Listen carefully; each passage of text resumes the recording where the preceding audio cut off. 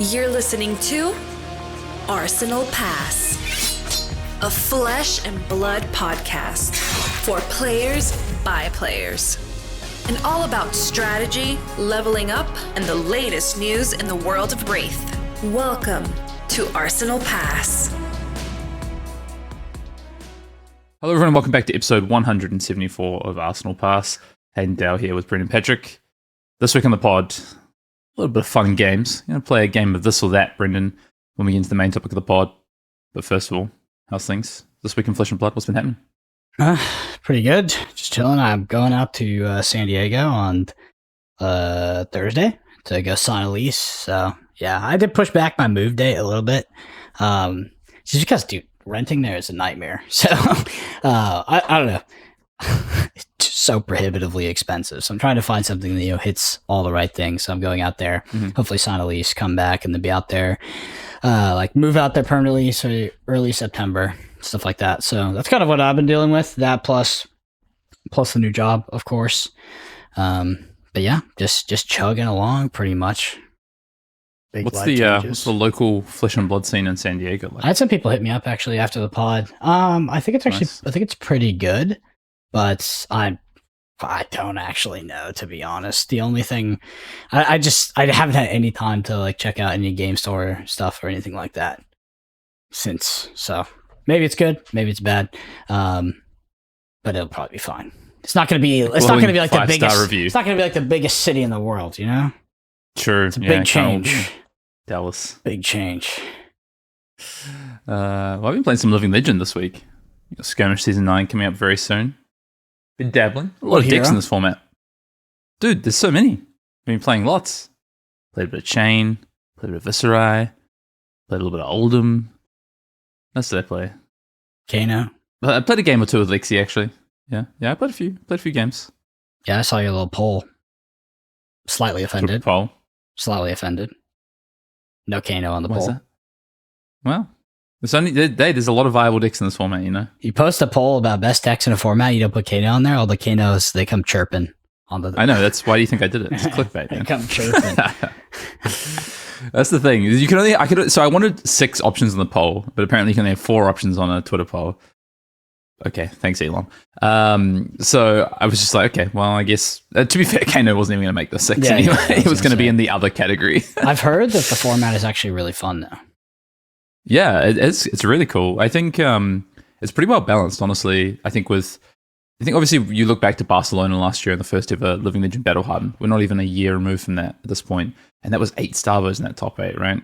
And then let's just kind of take the scalpel to the format. A lot of restrictions, which looked a little bit awkward. But honestly, I think the format is in a pretty good spot. There's a lot of metagame interactions. I think there's a lot more levels to the metagame in Living Legend. There's a couple of reasons for that. I think one is that obviously it's a really underdeveloped format at this point. People aren't necessarily playing it and sort of week to week, and the meta isn't evolving as quickly as something like Classic Constructed, or honestly even Draft. But I think what we are seeing is that there's kind of, each time there's these battle hardened events, there's a bit of a focal point afterwards. So I would say after the last event, it was probably Chain and more aggressive decks like Lexi, for instance. And then I think that kind of transitioned to Channel 8 Frigid being unrestricted, for the battle hardened Living Legend in Amsterdam, where 120 odd players played, and it was really ice focused. Icelander was the number 1 played deck, Lexi was the second most played deck. So I think, it kind of starts to iterate. And I think as we get into the skirmish season and then towards this calling end of the year, it'll just continue to iterate and iterate. So, a lot of levels, a lot of playable decks, a lot of viable decks. Would you say that the decks in Living Legend are more polarizing than Classic Constructed? That's a tough question, I think, because maybe right now in Classic Constructed, because I don't think there's too many polarizing matchups in Classic Constructed, because the best deck is just this deck that kind of does a thing and everyone's trying to work around it. And then you have New, which is probably the second best deck, or Assassin, let's say, which is more of it has to play all its games. It's kind of like Ultim used to be. You have to play all your games as that deck. You don't get any free wins really, or minimal free wins. So I think, it's probably more polarizing because you have matchups that feel kind of one-sided. But honestly, I think what people have learned is that there is ways to build those heroes to have, and to have plans. For instance, you used to be like, oh, Kano Prism, it's like a 90-10 matchup. But people have adapted to learn ways to play into that matchup as the Kano side, and vice versa with other things as well. So I don't think Flesh and Blood is as polarizing as people thought it was at any given time. But if you were to compare the two formats, sure, Living Legend is a little more polarizing, some of the matchups. I kind of like that, though. I think it's fun. Yeah, well, sort of describe polarizing and what you mean. I know I asked the question, but when you say polarizing, hey, define my question, bro. What do you mean? What do you mean? Because you say to me, what you're asking is how many matchups are one-sided. Yeah. How many matchups are non-games or feel close to non-games because of the discrepancy between what a deck strategy does versus another deck.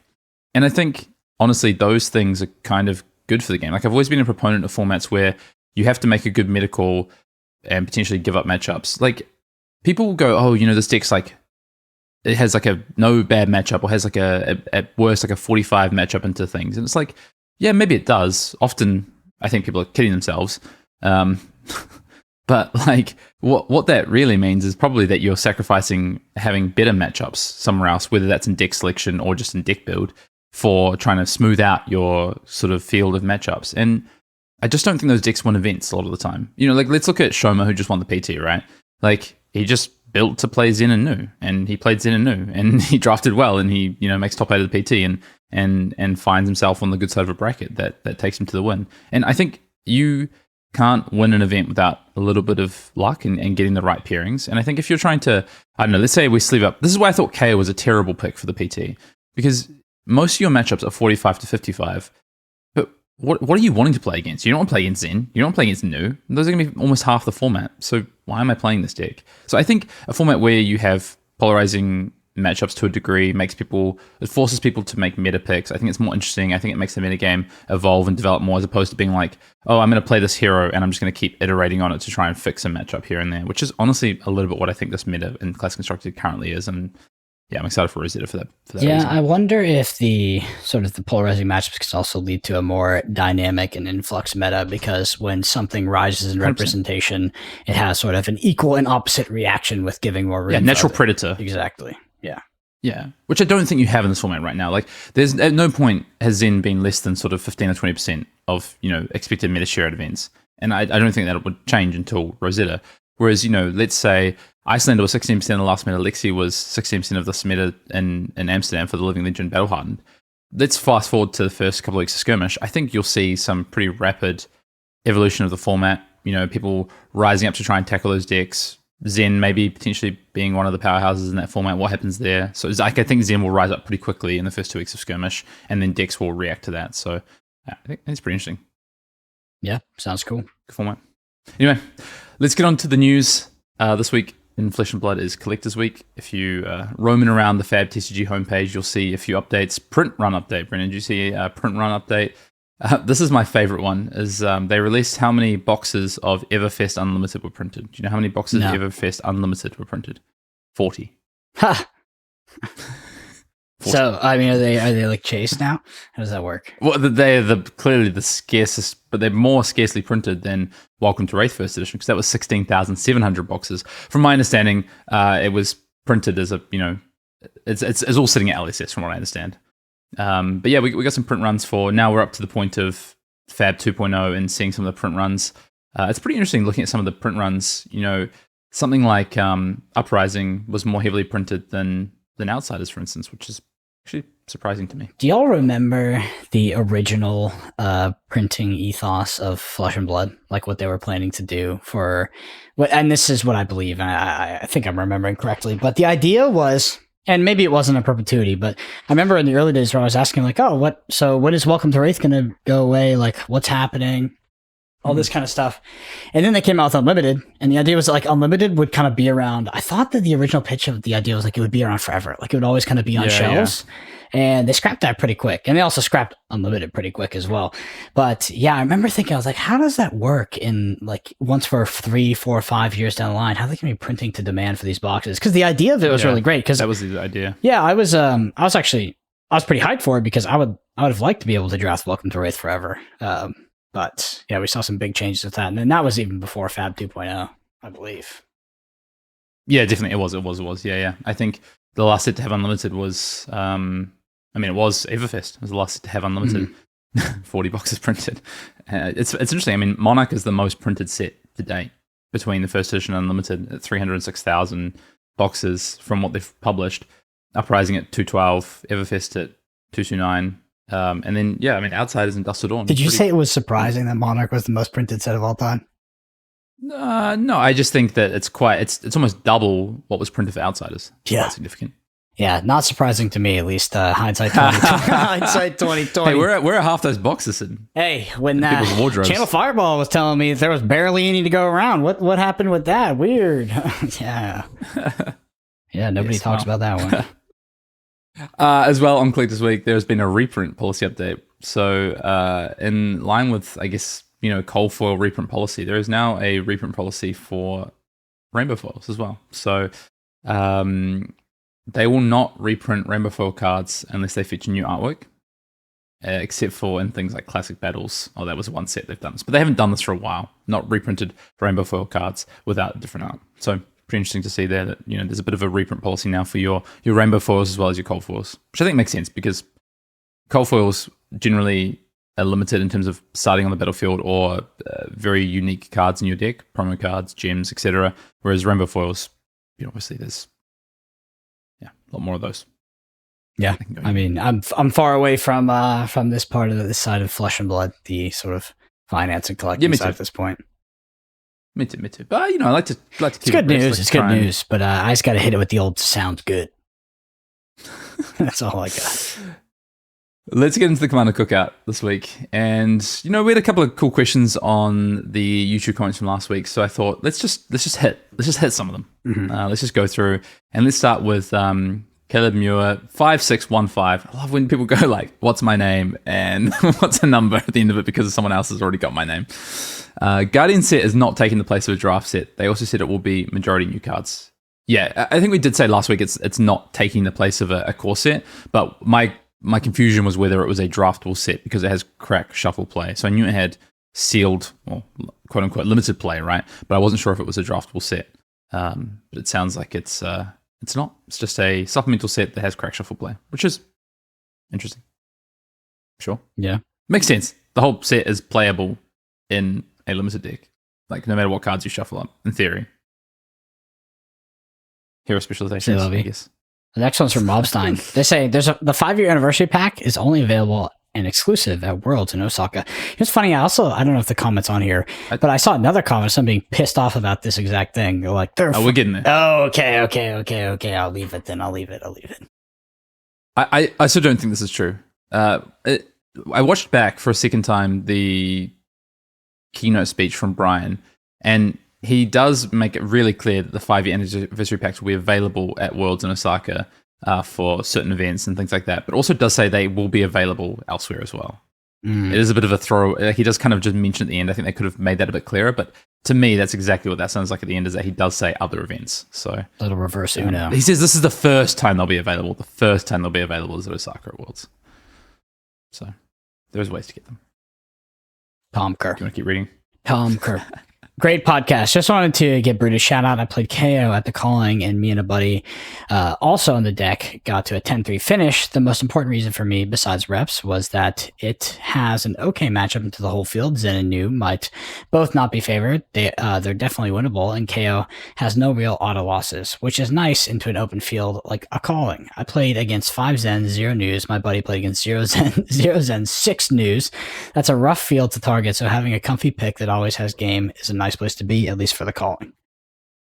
This is my point. Like, I actually forgot this comment was in here. I hadn't read through it yet, but this is literally my point.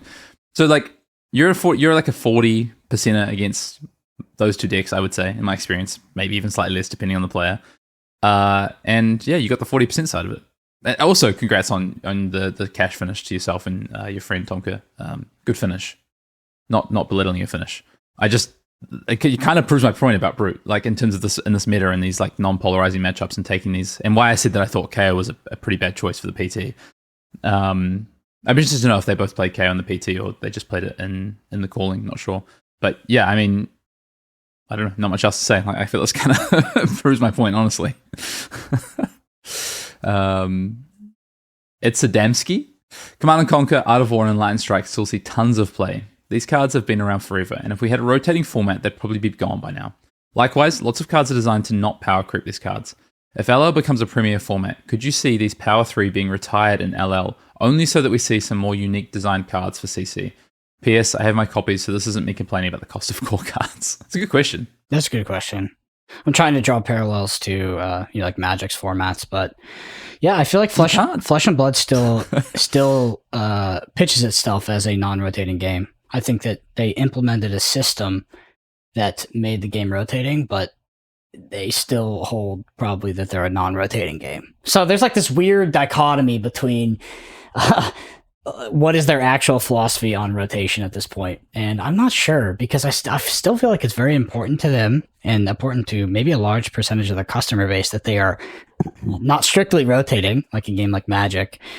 So maybe they avoid doing that because of this, but it does very much feel like we have Class Constructed, and then of course we have the Eternal format that is Living Legend, which is, Heroes, I know they recently slowed down the Living Legend point. They were rotating pretty quickly there at one point. Yeah. I mean, I think my view is that Alice has been pretty clear about what I wouldn't say the system has been clear, but I would say they've been clear about the end goal of what they wanted Living Legend to look like, which is to have heroes ascend to Living Legend after having certain impacts on the format. Now, if you look back originally, that also included Limited, which they quickly changed. The process has always changed. I would say they're a semi-rotating game, right, at this point.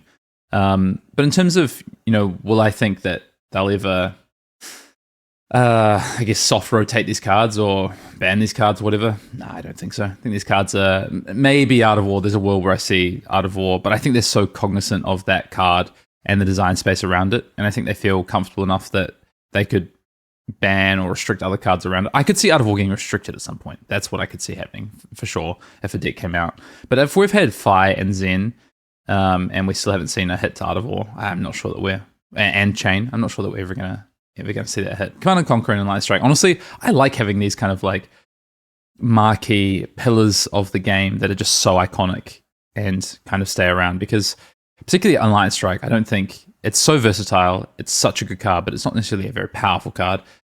CNC, on the other hand, might be maybe a little bit different.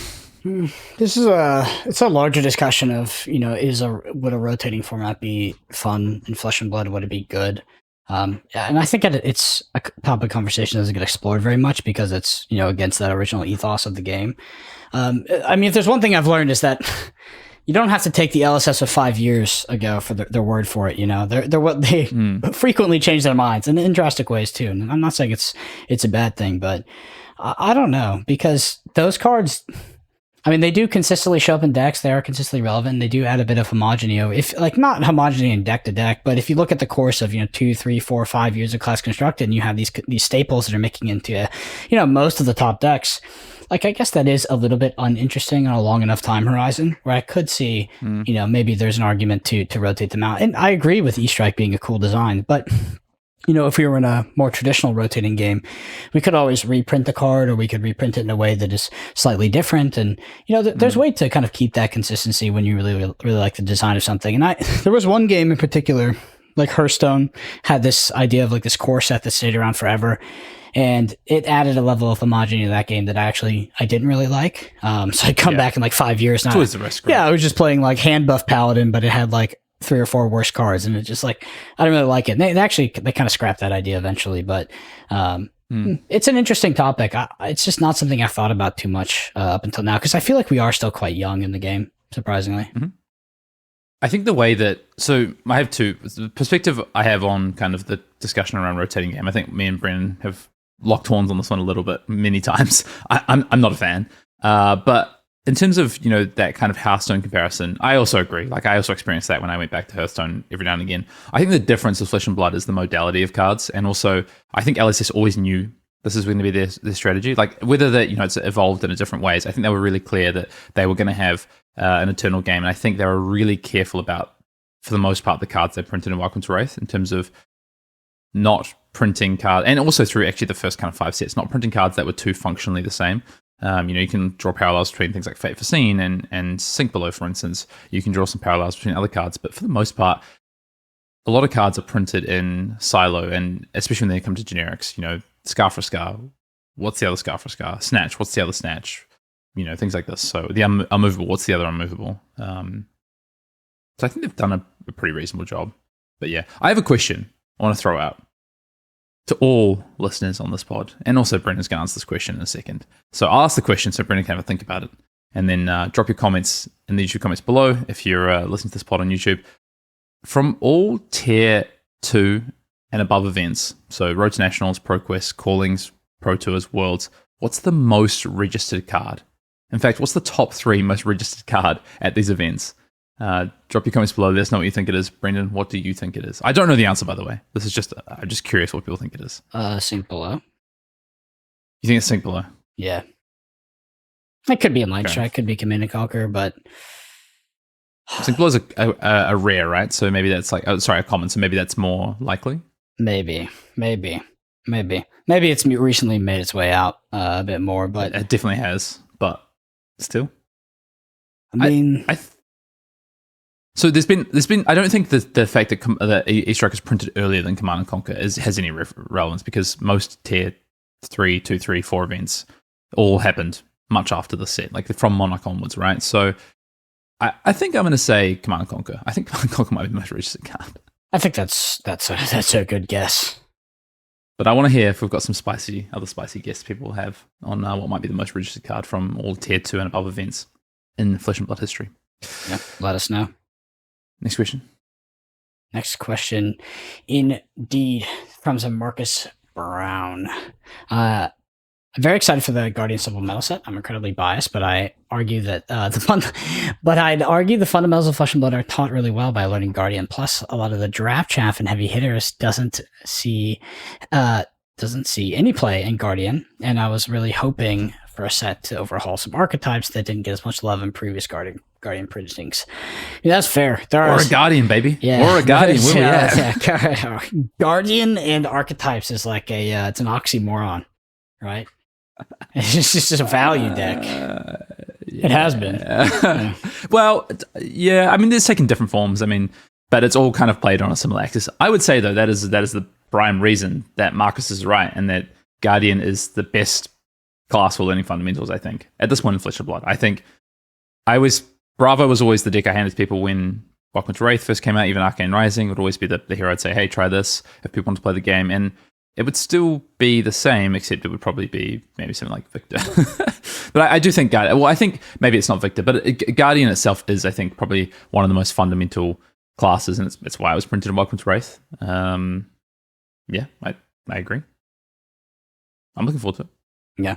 Well, I think I'm not. I'm not really a Guardian player. Yeah, I'm not looking forward to it. I'm not saying it's going to be bad, but it's just currently not what I'm looking forward to. Chuco Town Chino 2803. These names, man. People.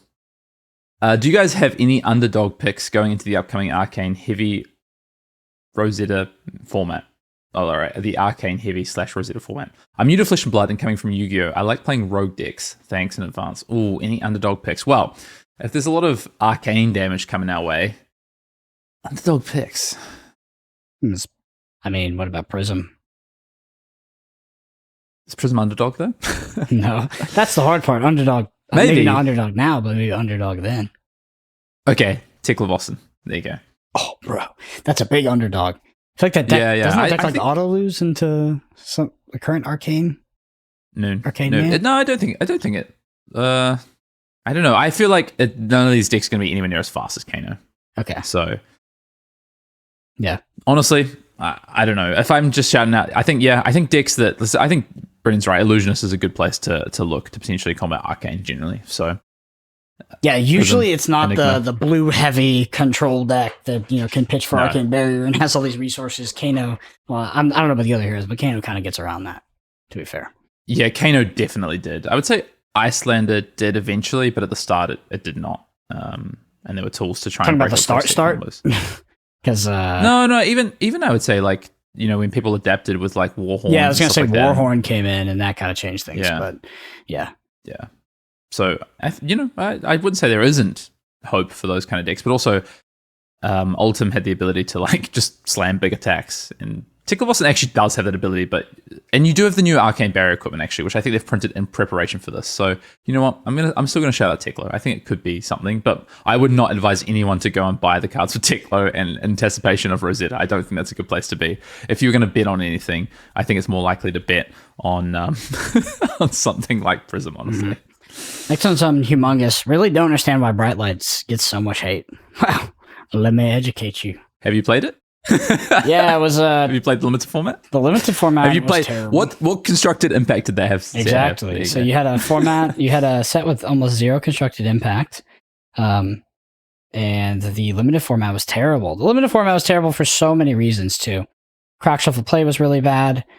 Sealed, I think Sealed was Crack Shuffle Play, but any versions of Sealed, they were different from Crack Shuffle Play, were terrible as well. You pretty much just play all your cards. You would try to open up Evos, and that was terrible. And then Limited was, I think Limited didn't get enough respect until it was showcased on the world stage. Yeah, Draft, until it was showcased on the world stage. But even then, it's hard to look at the... was so repetitive. Yeah, it's hard to look at the 1% of the 1% of the 1%, where like Yuki has, a sort of recursive combo deck that wins, playing Dash.io in a Worlds pod, where, 99.999% of people's experience playing that format was attrition-based, fatigue mirrors, and one of the other issues is that a lot of the heroes wanted similar cards, or like that was what was believed by the community. To be fair, you could make the argument that was just incorrect, but yeah, it was just not a very fun and interactive draft format. And that's coming from, preparing for Barcelona Worlds and my perspective on that format doing that. I would say from the casual perspective, even worse. I think if you wanted to find any level of depth and nuance to that format, you had to be at the ultra competitive level. But at the casual level, it was like, how are you going to go over to someone who's new to Flesh and Blood and just like the first thing that comes out of your mouth is deck damage? Like, that's indicative of potentially not a very good format. All the best cards were the best cards. That's kind of how that format felt. I'm pretty sure if I go to TCG Player and I sort by box prices, I'm pretty sure Bright Lights has the lowest box price. Yeah, it just wasn't it. It was a risk, and maybe Dust Till Dawn did not pay off. It was Dust Till Dawn. Yeah. All right, let's get to the magnum opus of this Command & Cookout section. I'm going to read this in sections. This is from Dydra Live. OG Fabber here. LSS and James have went back on a lot of their early promises. I think it was for the better for the most part. I'm super frustrated though that they're starting on this multi-product road which WotC are pioneering, was to the coast. If I'm having a full Fab collection, I need to buy so many products now. And then Dydra lists these. Armory decks, question mark. Yes, because of the unique cards there. First Strike decks, maybe because there might be unique cards there. Mastery packs, yes. 3 sets per year, yes. Even if you play 1 to 2 classes or 4 to 5 heroes some years, you'll need to pay so much when the product aligns with your choices, which still isn't okay. 3 sets per year was just fine, especially with the way expansion slots work. I hope they don't fall further down or go further down that road and introduce dozens of products every year like WotC. P.S. I'm not even going to start my rant on excessive FOMO they are creating around events in Japan. They made something very unique for the first set released in Japan, giving them the anime alt art within the product. They made something very special for the first event in Japan, giving them the alt art, Rainbow Foil, Enigma, and Playmat. Did I even get that stuff? I need to check my stuff. Okay, you want to appeal to that market, it's fair. However, release your 5th year special in the market, which has the least contribution to you making these 5 years, is just a slap in the face. I really want to just that last sentence. Hit that. That's a I just want to hit that last point. I think this might be a little bit of a way that this was spoken about at the keynote event. These 5-year anniversary packs are releasing in Osaka. Like, I'm fairly confident of that. If someone else wants to go back and check my working on that and rewatch Brian's keynote speech, but that is 100% what I took from watching that multiple times, is that Osaka will see these 5-year anniversary packs for the first time, but not the only time. And I think that's a key point, because I don't think LSS are saying we're only servicing people who are going to be at Worlds here. I think they're kicking it off there because it's literally the biggest event of the year at their 5-year anniversary mark.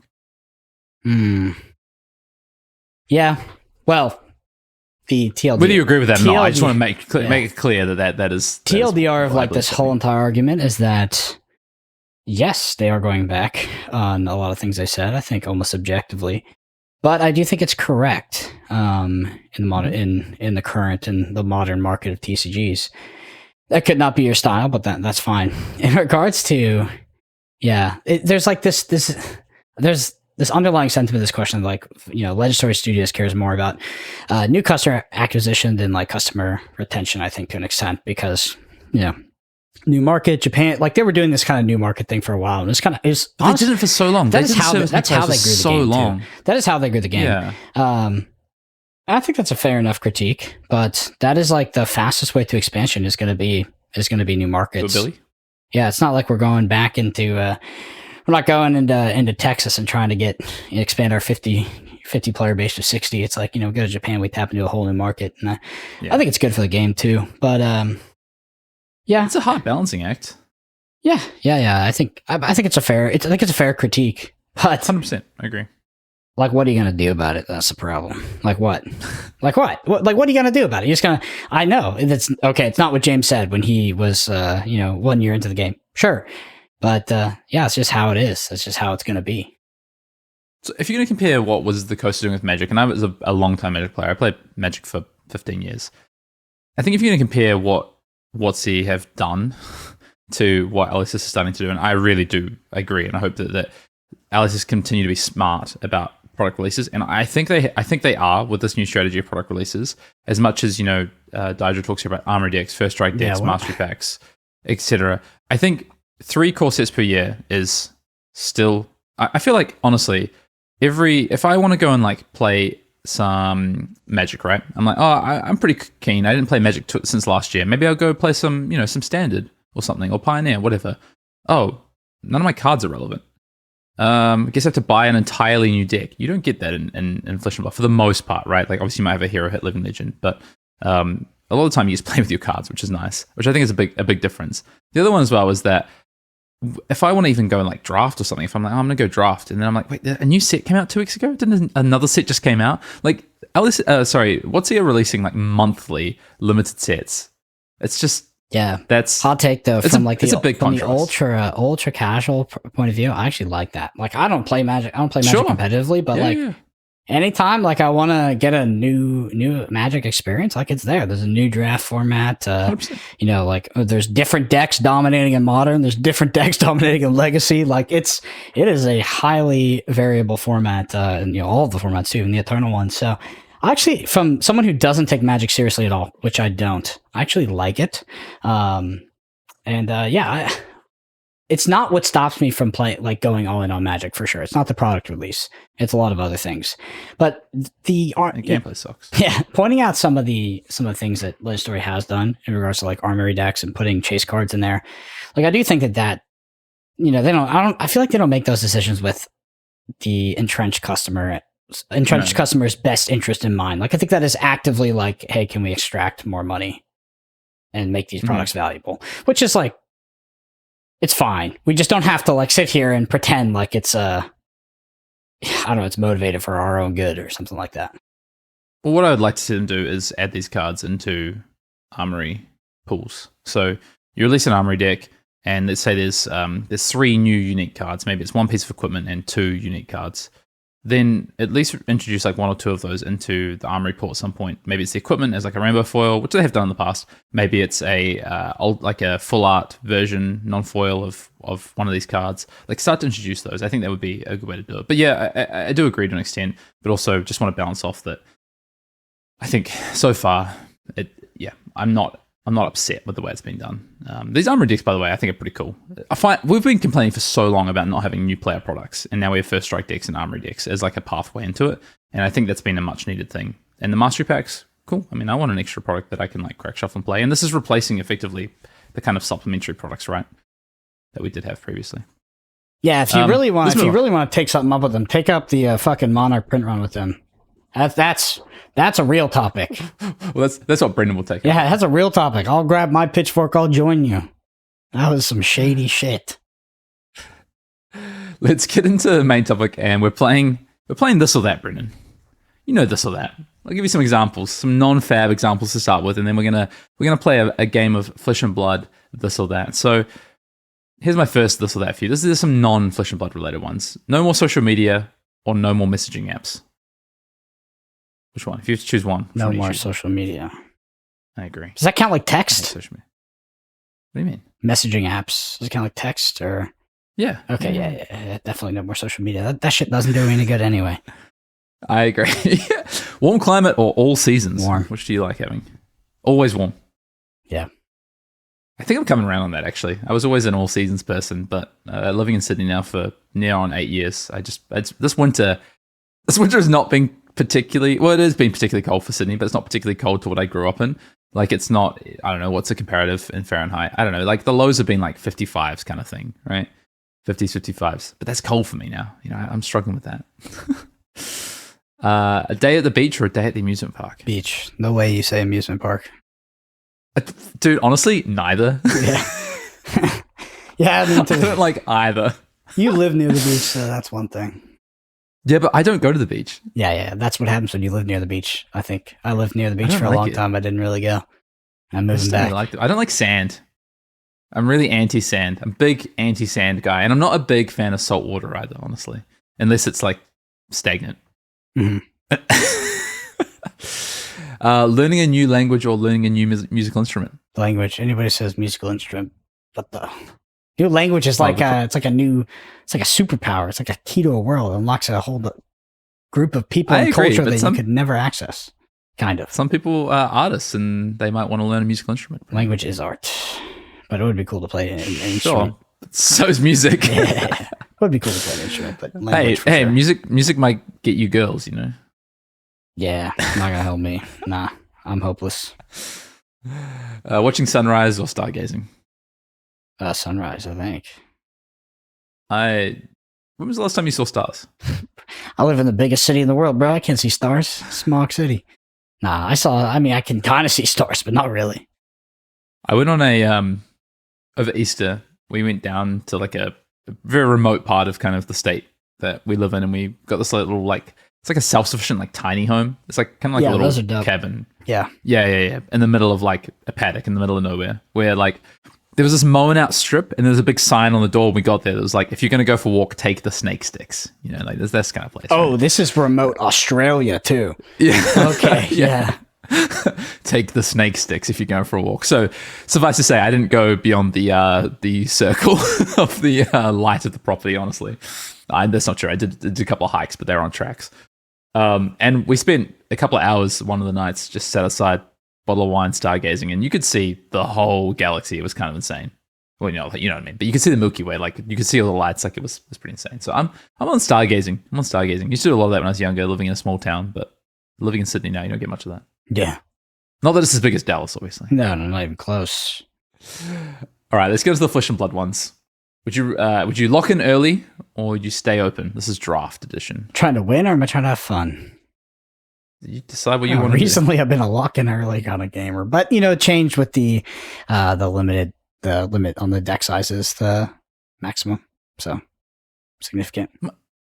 My preference is to stay open. I always like the feeling of getting into a hero that feels underdrafted, but I've definitely done a lot of locking in early recently in these draft formats. But I prefer to stay open. That is my preference. That is my stargazing, is stay open. Would you rather a PT top 8 or a calling win? PT top 8. Same. Yeah. Calling wins don't really matter anymore, I don't think. I mean, they do matter, but they don't even compare to PT top 8s, in my opinion. I think the calling versus PT thing feels a lot like what Magic has with the old Grand Prix versus PTs now. Like, it does feel like, yeah, there's a lot of callings. So yes, winning a calling is a massive accomplishment, and but I think that PT top 8 is, I don't know. What's harder? PT top 8. I think I don't know. Yeah, I mean, I think it depends on the calling. Yeah, I think that. Yeah, maybe statistically, like the calling is much harder. Just like the PT is a lot of gamers are coming together at the PT to try to give it their all, and I mean, you have like a very concentrated effort. So I think it's like hard to capture the granularity of what makes doing well at Pro Tour so hard. Where a calling, yes, there's probably more people competing on aggregate, and you have more variance, but PT top 8 is the best players in the world. Period. Yeah. PT top 8. Give me the PT top 8, please. Are you a specialist or a generalist? Generalist. I know that probably sounds like a specialist now, but usually generalist. That sounds like such a cop out. Generalist. If you look back at your previous results, you're definitely a specialist. Playing Kano nonstop. Because it's fun. It's fun. Would you rather be a specialist or a generalist? Generalist. Yeah, okay. I think I'd rather be a generalist, and I think I generally am a generalist. Yeah. Yeah, I think it's better, to be honest. I think so too. We did a whole pod about that. Although we did a whole pod about, not too long ago, I think start of the year, about how specialists were about to be rewarded, and then they certainly were. Yep. Maybe it was even last year. Wizard or Runeblade? Wizard. Really? It is close, though. What do you mean, really? Of course, really. Yeah, no, because I think it's close. It is like, close. You just snapped it off, though. I thought you might have thought about it. Yeah, like literally nothing compares to Kano, and then honestly, behind Kano, like what's behind Kano? It's a toss-up between Icelander and Chain. Oh, I thought it might have been Chain of Viscerai. Viscerai's pretty sweet too. Yeah. I mean, yeah, those are the two classes in contentions for coolest classes. Other than that, everything else is leagues behind. Brendan, yeah. Root, obviously. Runeblade. I'm gonna say Runeblade. Dragon Shield or Katanas, my friend? Katanas. Oh, I know. Incorrect decision. Dragon Shield all the way. I like it. Crucible of War or Heavy Hitters? Which set is which set? Crucible of War.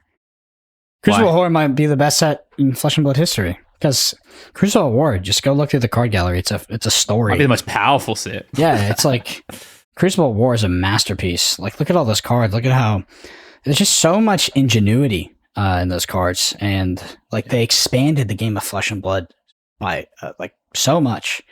Heavy Hitters. It's funny because I feel like heavy hitters for me is kind of a turd, but that doesn't mean it's a bad set. It's just it's everything I don't really enjoy about the game, which is the sort of mid-range value gameplay. But a good question would have been Crucible of War, Monarch. I think those are close. Monarch's a great set. I'll say Heavy Hitters because as much as I love Crucible of War, I think Heavy Hitters is the set that's going to take. It's the set that's propelling Flesh and Blood forward for the next 2 years. It's a set that a lot of people started with. It's a set that kind of reset, I think, the power level of the game to a degree post where we came from, Uprisings and Monarchs of the World. So as much as I like Crucible more as a set, I think Heavy Hitters is a more important set, honestly. Would you rather 4-3 and miss day 2 or lose the win in? Yeah, okay. Same. But it's an interesting question because I think, how much do you value your time? How much do you value hanging out at these events? And some people also agonize that. So, I wouldn't. Some people agonize oh, it's so close, but didn't get it. And it brings them legit unhappiness. Yes. Yeah. I can relate. Not me. No, it actually doesn't. I've lost 3 win-ins at 3 separate win-ins at major events, and it makes me want to top 8 one. For me, it's the same as losing at any other point, right? I don't get additional. Is it? Yeah, I don't get no. I mean, I wouldn't say. It's not like I wouldn't feel it in the moment, damn, I was so close. But it wouldn't weigh on me, It wouldn't weigh on me that I got so close. It definitely weighs on me. Yeah. Mostly the Worlds one, I think. The Worlds one weighs on me. Because I think there's a moment in that game that sticks with me for until now, nearly 2 years later, where I'm I think I could have played the line differently to clinch the top 8. So and then win the whole thing, world champion. Crazy. Exactly. I could be world champion, Brennan. There was no way I was beating Hamilton in that. No chance. Aggro or grind? Grind. What do you prefer? Grind. Do you? Oh, I hate aggro. It's my least favorite. Why do you play so many aggro decks then? Like what? Played Briar, played Chain. Briar, there was not really another deck. Played Viscerai. Viscerai was a combo deck, and Chain was but it wasn't a grind. Chain was a combo deck. It was an aggro combo. They're both aggro combo decks. Chain was also the best mid-range But deck. you hated Oldhim. No, I didn't hate Oldhim. I just thought it was kind of boring at the time. But I definitely did. I definitely didn't hate it. But yeah, if you want to talk about decks that I despise, some of the iterations of Phi and stuff like that, it's just I don't even want those decks to kind of exist sometimes.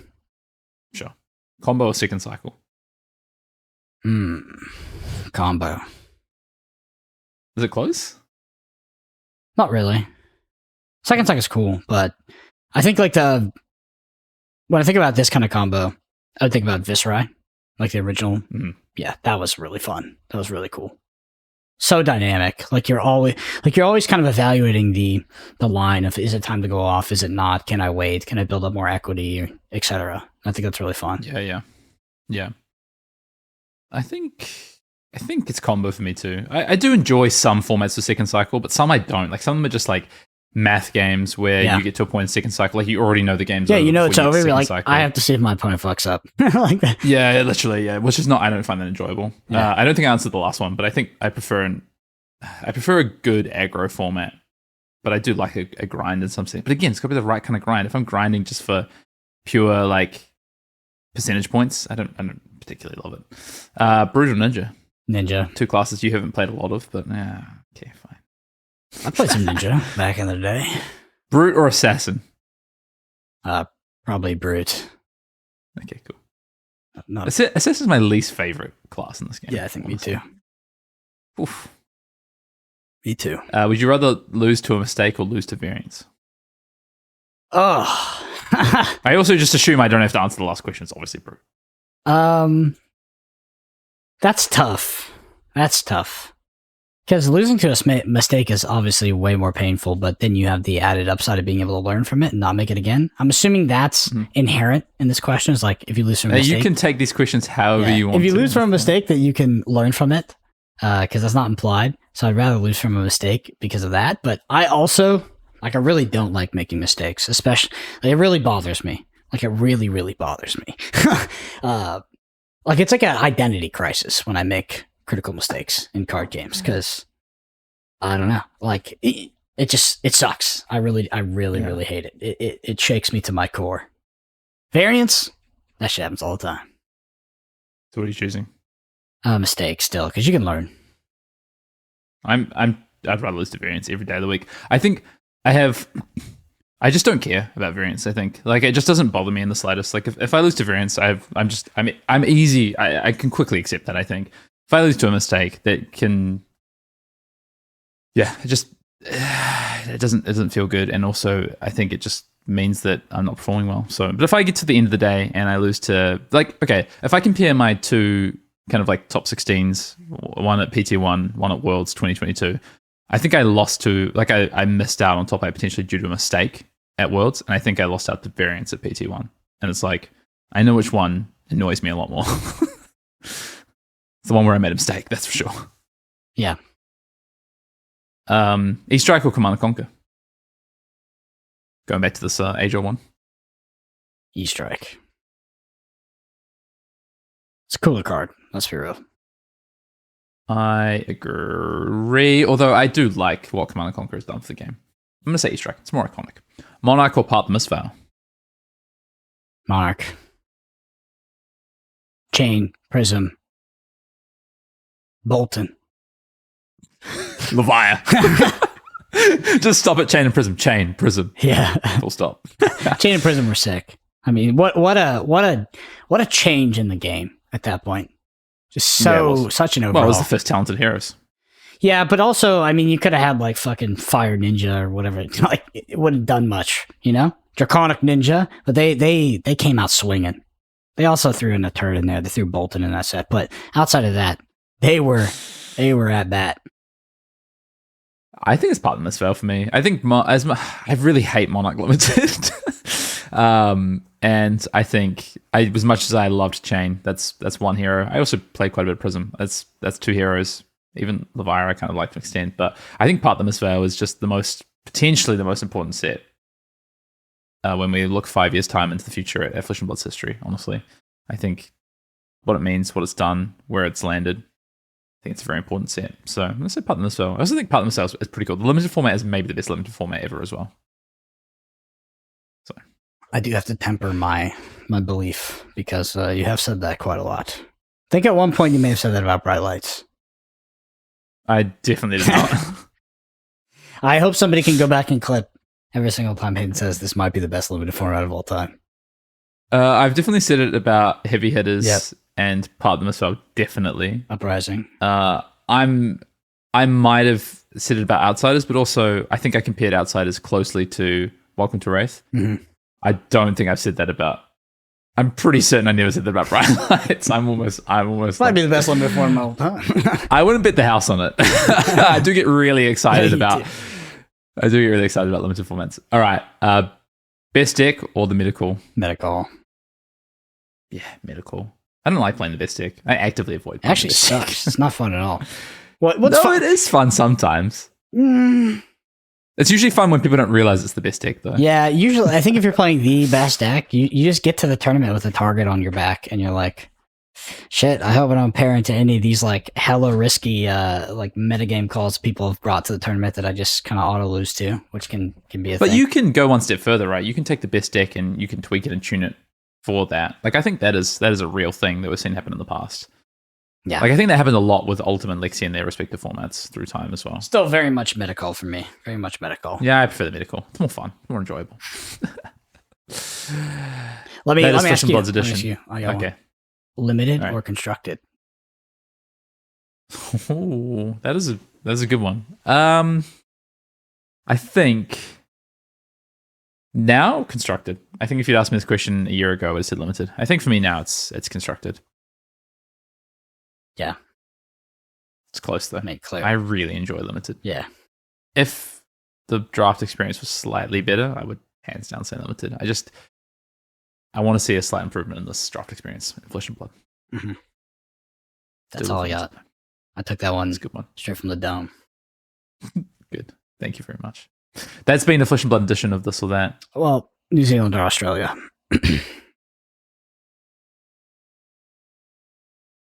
No, this time. Oh, come on. New Zealand. It's always my home. You hear that, boys? He's not. No more. So actually, interestingly, Mm. we competed in this this High Rocks event, this gym competition a couple weeks ago, and we had to choose which country. So we could choose either Australia or New Zealand. I did put down New Zealand, so that was the flag that came up for me when I crossed the finish line. So there you go.